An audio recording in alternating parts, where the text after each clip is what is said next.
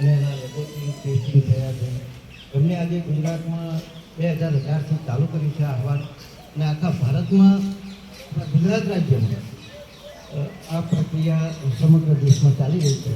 પ્રાકૃતિક ખેતી એટલા માટે છે કે દિવસે દિવસે જમીન બગડી રહી છે, હોય એ માટે વધારે નહીં તો ઘરે મા બાપને કહેવાનું કે આપણા માટે શાકભાજીના 5-10 રોપાઓ તો આ પ્રાકૃતિક ખેતીથી ચાલુ કરો.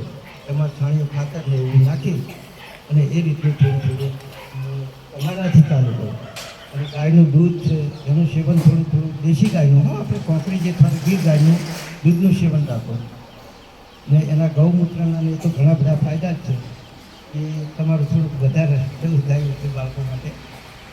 તો તમે આટલું થોડું ઘરે કહેજો કે આપણે બજારમાંથી કેમિકલવાળી શાકભાજી લાવો એના કરતાં ઘરે 15-20 છોડવાઓ અલગ અલગ જાતના વાવી અને પ્રાકૃતિક ખેતીનું શરૂ કરો.